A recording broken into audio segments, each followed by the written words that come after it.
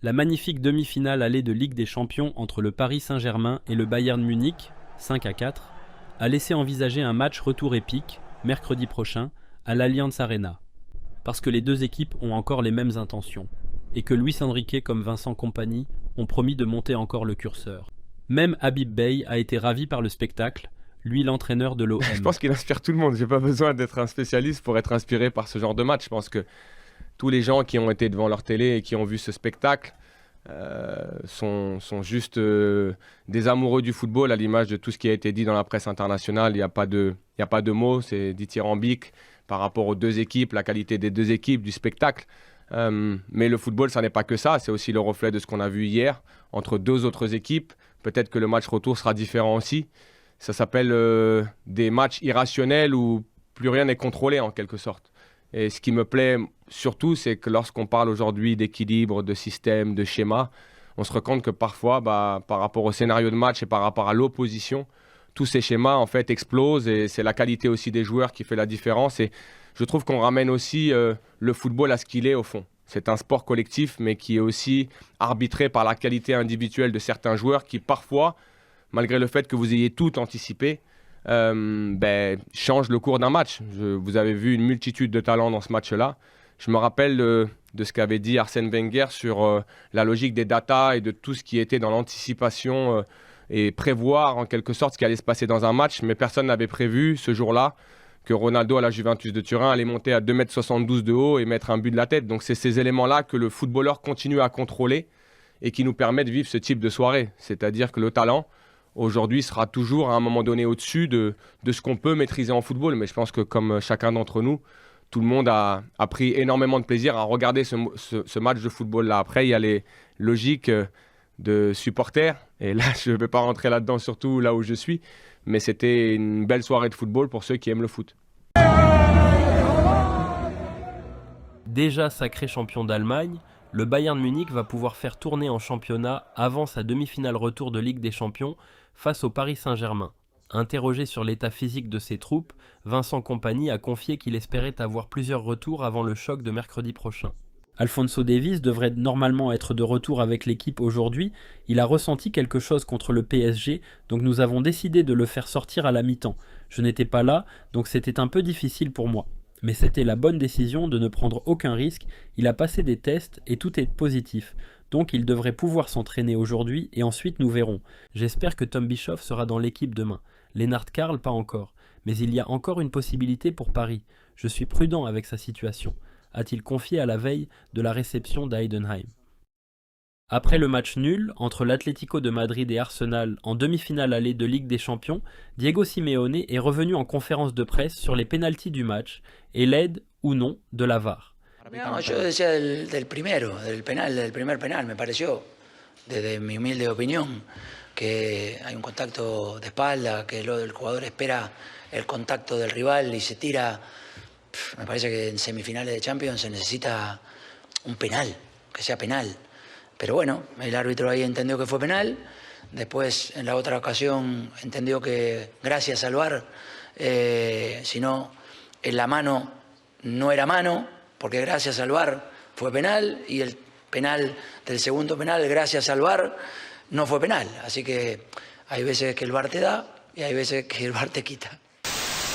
Ronaldo atteint les 970 buts. Al Nasser se rapproche du titre de champion. Ils ont battu Al Ahly 2-0 lors d'un match crucial. Ronaldo brillant et aidant son équipe à se rapprocher du titre de champion de la Saudi Pro League cette saison. Cristiano Ronaldo a trouvé le chemin des filets pour Al Nasser lors de la 30e journée de la Saudi Pro League contre Al Ahly, portant son total en carrière à 970 buts.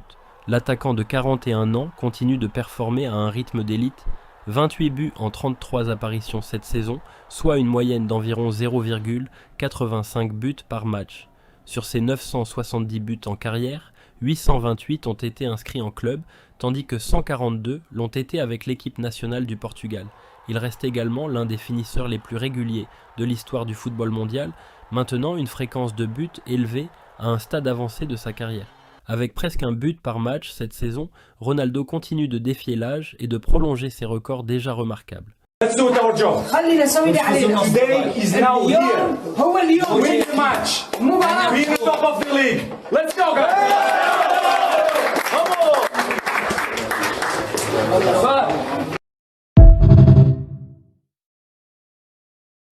Legend. 5 champions.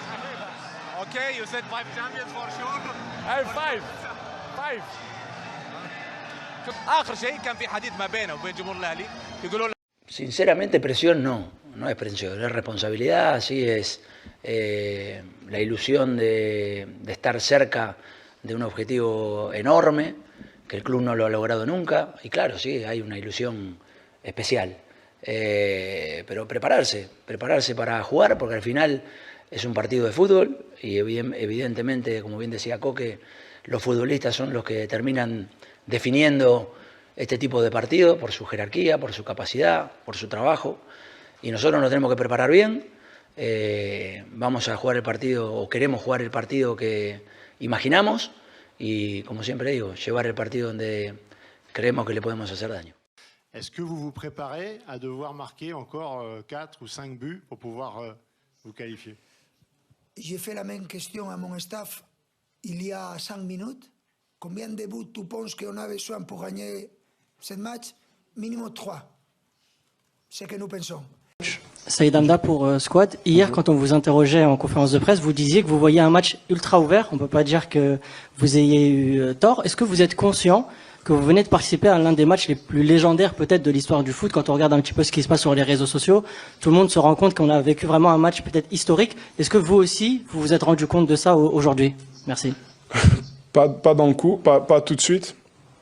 Je dois avouer que sur le trajet, en venant dans cette salle de conférence, c'est sûr qu'on me l'a dit souvent, mais pas tout de suite après le match. Donc moi, j'ai pas tout de suite réalisé.